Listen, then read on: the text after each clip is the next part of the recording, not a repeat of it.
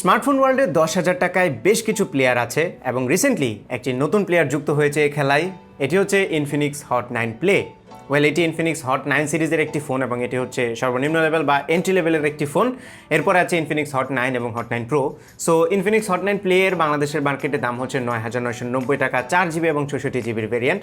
So এই দামে বেশ ইমপ্রেসিভ কিছু ফিচার্স অফার করছে এই ফোনটি, আবার ক্রিটিক করার মতো কিছু জায়গা আছে, সেগুলো নিয়ে আজকে বিস্তারিত আলোচনা করব। তার আগে বলে নিচ্ছি, আপনি যদি আমার চ্যানেলে নতুন হয়ে থাকেন তাহলে please hit the subscribe button, আর যদি অলরেডি সাবস্ক্রাইব করে থাকেন থ্যাংক ইউ সো মাচ।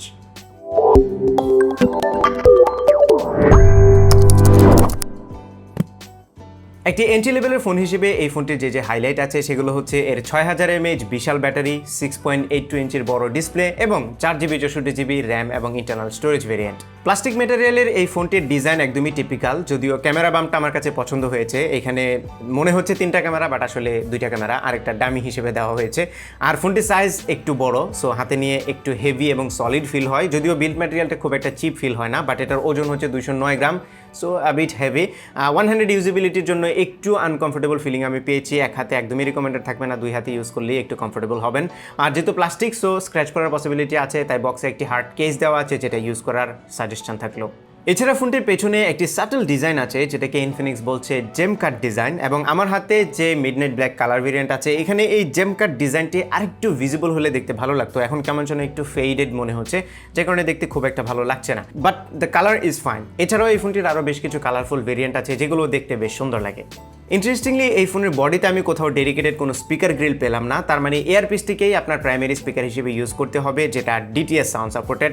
তবে সাউন্ড কোয়ালিটি আমাকে খুব একটা ইমপ্রেস করতে পারেনি। এটাতে এনাফ লাউডনেস ছিল না, সেই সাথে ফুল ভলিউম যদি দেই তাহলে সাউন্ড কেমন যেন একটা মিক্সড আপ হয়ে যায়, মানে সেপারেশনটা বোঝা যায় না, ভোকাল ইনস্ট্রুমেন্ট এগুলো সেপারেশন বোঝা যায় না। সাউন্ড কোয়ালিটি আরেকটু বেটার হতে পারতো, বিকজ এই ফোনটি কিন্তু অ্যাকচুয়ালি মিডিয়া কনজামশনের জন্য প্রাইমারিলি ইউজ করা হবে। সো আমার মনে হয় স্পিকার কোয়ালিটিটা আরেকটু বেটার দেওয়া যেত। একটা ডেডিকেটেড স্পিকার যেটা আমরা হট 9-এ দেখেছি, ডেডিকেটেড স্পিকার দিয়ে দিলে ভালো হতো। যদিও ফ্রন্ট ফেসিং স্পিকারের একটা সুবিধা আছে, সেটা হচ্ছে অনেক সময় ডেডিকেটেড স্পিকারে যখন আমরা হাতে ভাবে ধরে নিচের দিকে থাকলে আমাদের পালমের মধ্যে লেগে, মানে হাতের তালুতে লেগে অনেক সময় ব্লক হয়ে যায়, যেটা এইখানে হবে না। But then again sound quality ভালো না হলে আসলে এই সুবিধাটা থেকে লাভ নেই। এছাড়া স্পিকারটি একটু বেইজি মনে হয়েছে আমার কাছে, যদিও বেসটি খুব একটা ক্লিন না, মনে হচ্ছিল একটা বাক্সের ভেতর থেকে বের হচ্ছে। ওভারঅল আমি বলবো সাউন্ড কোয়ালিটি আরও বেটার হতে পারতো। এছাড়া ফোনটির নিচের দিকে আছে micro USB port, 3.5mm audio Jack এবং একটি প্রাইমারি মাইক্রোফোন। উপরের দিকে কোনো কিছুই নেই। বাম পাশে আছে ট্রিপল স্লট, যেখানে 2টা ন্যানো সিম কার্ডের সাথে একটা ডেডিকেটেড মেমোরি কার্ড ইউজ করতে পারবেন। আর ডান পাশে আছে পাওয়ার বাটন এবং ভলিউম রকার, যেগুলো বেশ ক্লিকি অ্যান্ড পজিশনও ঠিকঠাক জায়গাতেই আছে। আর এই ফোনটির পেছনে যে ফিঙ্গারপ্রিন্ট স্ক্যানার আছে সেটির পজিশনিংটা একটু উপরের দিকে করা হয়েছে, কারণ ফোনের শেপটি একটু লম্বাটে, তাই রিচ করতে একটু এক্সট্রা এফোর্ট দিতে হয়। এবং এফোর্ট দিয়ে রিচ করার পরেও আনলকের স্পিডটা খুব একটা স্যাটিসফ্যাক্টরি না, যদিও এই বাজেটে এটা এক্সপেক্টেড ছিল। আর একটা স্প্লিট সেকেন্ডের ডিলে হয় আনলক হতে, সো এটা এই বাজেটে আমার মনে হয় মানে নেওয়ার মতোই।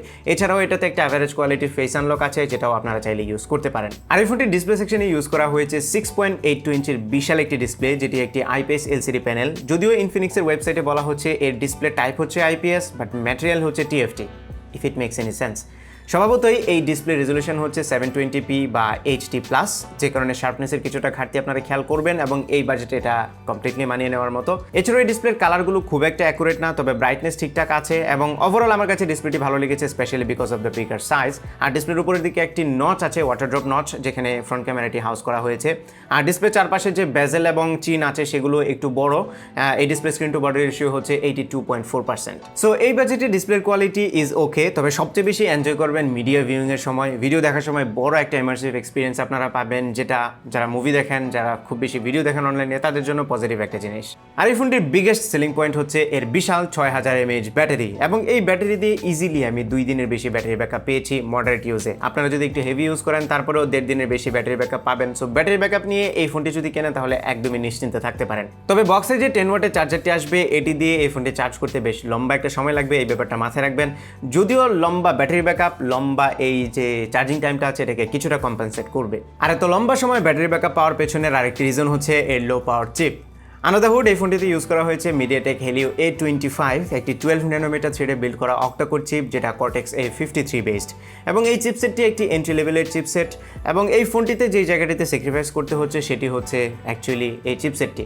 এই বাজেটে আরেকটু বেটার চিপসেট এক্সপেক্ট করতে পারতাম আমরা। দেন এগেন যখনই আমরা 4GB 64GB কথা চিন্তা করি, আবার বড় ডিসপ্লে, 6000 mAh ব্যাটারি, কম্প্রোমাইজ তো কোনো একটা জায়গায় করতেই হবে, সেটি হচ্ছে এর চিপসেটটি। তবে যেহেতু বড় র্যাম ইউজ করা হয়েছে মানে 4 GB, so day to day টাস্কে আমি তেমন কোনো ইস্যু পাইনি। স্পেশালি মাল্টিটাস্কিং বেশ স্মুথ ছিল, আমি 4-5টা অ্যাপ ব্যাকগ্রাউন্ডে রান করে দেখেছি, কোনো ধরনের সমস্যা হয়নি। সিপিইউ একটা কনস্ট্রেন্ট এখানে পারফরমেন্সের বেলায়, তো আমি বলবো আপনারা এই দামের ফোন থেকে মানে 10,000 টাকার ফোন থেকে যে ডে টু ডে পারফরমেন্সগুলো এক্সপেক্ট করবেন সেটা ডেফিনেটলি পাবেন। One it comes to gaming, এই ফোনটি ডেফিনেটলি গেমিংয়ের জন্য তৈরি করা হয়নি, সো খুব হাই এন্ডের গেম খেলতে পারবেন না। আমি পাবজি লাইট রান করার চেষ্টা করেছিলাম এটাতে, এবং সেটাতে আমি বেশ স্টার্টার খেয়াল করেছি, ফ্রেম ড্রপও অহরহ ঘটছিল। সো পাবজি খেলে রিকমেন্ডেড থাকবে না, বাট আপনারা যদি ফ্রি ফায়ার খেলতে চান তাহলে খুব স্মুথলি প্লে করতে পারবেন। এছাড়াও আমি অ্যাসফাল্ট 9 খেলেছি, সেটিতেও কোনো ধরনের সমস্যা ফেস করিনি। সো আমি বলবো ডে টু ডে পারফরমেন্সের জন্য এক্সেলেন্ট, বাট যদি আপনি বলেন গেমিং করবেন তাহলে নট সো এক্সেলেন্ট। সফটওয়্যার সেকশনে এই ফোনটিতে ইউজ করা হয়েছে Android 10, which is a good thing. এর উপরে আছে ইনফিনিক্সের নিজস্ব UI OS X, এবং OS X এর এটা ছিল আমার ফার্স্ট টাইম এক্সপিরিয়েন্স। আমি বলবো বেশ কিছু ভালো ফিচার আছে, for example game mode, dark mode এবং একটা স্মার্ট সাইড বার আছে, এগুলো পজিটিভ ফিচার। বাট ইউআইটি একদমই ক্লিন ছিল না, প্রচুর পরিমাণে ব্লোটওয়্যার ছিল। এন্ট্রি লেভেল বা বাজেট সেগমেন্টের ফোনগুলোতে এই ব্লোটওয়্যারগুলো আসলে খুবই হার্মফুল। এছাড়াও বেশ কিছু অ্যাড আছে এবং আননেসেসারি কিছু নোটিফিকেশন এসে ভরে থাকে, যেটা ওভারঅল ফোনের ইউজার এক্সপিরিয়েন্সকে হ্যাম্পার করে। সো আমি রিকোয়েস্ট করবো ফিউচারে ইনফিনিক্স এই জিনিসগুলো ফিক্স করবে, বা অন্যান্য যে কোনো এন্ট্রি লেভেলের ফোন আছে তারা যেন এই ব্লোটওয়্যারগুলো না দেয়, এবং এন্ট্রি লেভেলের ফোনগুলো একটু ক্লিন রাখলেই ভালো হয়, এতে করে পারফরমেন্সটা ওভারঅল আরও বেটার হয়। এবার চলে আসি ক্যামেরায়। পেছনে 3টি ক্যামেরার মতো দেখতে, কিন্তু 2টি ক্যামেরা ইউজ করা হয়েছে। প্রাইমারিটি হচ্ছে 13 মেগাপিক্সেলের, আর সেকেন্ডারিটি হচ্ছে একটি AI লেন্স, যেটা অ্যাকচুয়ালি লো লাইট ইমেজ এনহ্যান্সমেন্টের কাজ করে, if it works at all. So primary camera দিয়ে ভালো লাইটে যে ছবিগুলো পেয়েছি সেগুলো বেশ ডিসেন্ট ছিল। ছবিগুলোতে যদিও এক্সপোজার ব্যালেন্সটা আরেকটু অ্যাকুরেট হতে পারতো, এবং আমি বলবো ডাইনামিক রেঞ্জও আরেকটু বেটার হতে পারতো, বাট কালারগুলো আমার কাছে মোটামুটি ওকে লেগেছে। এছাড়া শার্পনেস এবং ডিটেলসও অ্যাভারেজ কোয়ালিটির ছিল। বাট লেটস ফেস ইট, আমরা 10,000 টাকা দামের একটি ফোন নিয়ে কথা বলছি, এবং এই দামে যেরকম ছবির কোয়ালিটি এক্সপেক্ট করার কথা ছিল আমি অ্যাকচুয়ালি সেরকমই পাচ্ছিলাম। এছাড়া পেছনের ক্যামেরা দিয়ে তোলা পোর্ট্রেট শটগুলো আমার কাছে ভালো লেগেছে, এজ ডিরেকশন অলমোস্ট অ্যাকুরেট ছিল। সো ওভারঅল অ্যাভারেজ কোয়ালিটির ছবি। আর লো লাইটে আমি আরেকটু বেটার এক্সপেক্ট করেছিলাম, কারণ এখানে একটা ডেডিকেটেড লেন্স দেওয়া হয়েছে, আমার মনে হয় না এটা খুব একটা ভালো কাজ করতে পারছিল। সো রিকমেন্ডেড থাকবে ভালো লাইটে ছবি তুলবেন। আর ভিডিওতে 1080 30 ফ্রেম পার সেকেন্ডের অপশন আছে, ভিডিও কোয়ালিটিও অ্যাভারেজ ছিল। এবার চলে এসে সামনের ক্যামেরায়। সামনের ক্যামেরাটি হচ্ছে 8 মেগাপিক্সেলের, এবং সামনে একটি ডেডিকেটেড ফ্ল্যাশ আছে, সোলো লাইটে আপনারা ভালো ছবি তুলতে পারবেন, মোটামুটি মানের ছবি তুলতে পারবেন। এবং এই ফ্ল্যাশটি অ্যাকচুয়ালি একটি নোটিফিকেশন এলইডি হিসেবে কাজ করে, যেটা একটা প্লাস পয়েন্ট এই ফোনটির জন্য। সামনের ক্যামেরা দিয়ে ডে লাইটে বা ভালো লাইটে যে ছবিগুলো তুলেছে সেই ছবিগুলো ভালো লেগেছে। কোয়ালিটি আমি বলবো এই বাজেটে মিডিওকার, বাট আমার কাছে ঠিকঠাকই লেগেছে। সামনে পোর্ট্রেট শটেরও অপশন আছে, পোর্ট্রেট শটগুলোতে এজ ডিরেকশন অলমোস্ট অ্যাকুরেট ছিল। সো ওভারঅল আমি বলবো সামনের ক্যামেরার ছবিগুলো ভালোই লেগেছে।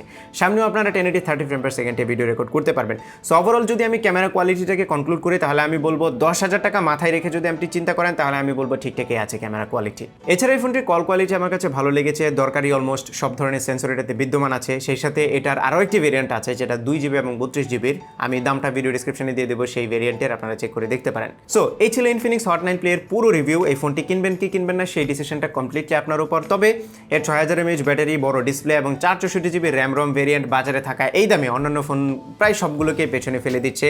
সো আমি বলবো এটা একটা পজিটিভ জিনিস, তবে বেশ কিছু জায়গায় ইমপ্রুভমেন্টের দরকার ছিল।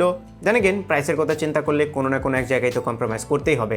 সো আমার তরফ থেকে রিকমেন্ডেড থাকতে পারে, স্পেশালি যারা ব্যাটারি হাংরি এবং মিডিয়া কনজাম্পশন হাংরি তাদের জন্য। সো এই ছিল আমাদের আজকের ভিডিও। আশা করি ভিডিওটি আপনাদের ভালো লেগেছে। যদি ভালো লেগে থাকে তাহলে ভিডিওতে একটা লাইক দেবেন, কমেন্ট করে জানাবেন কেমন লাগলো।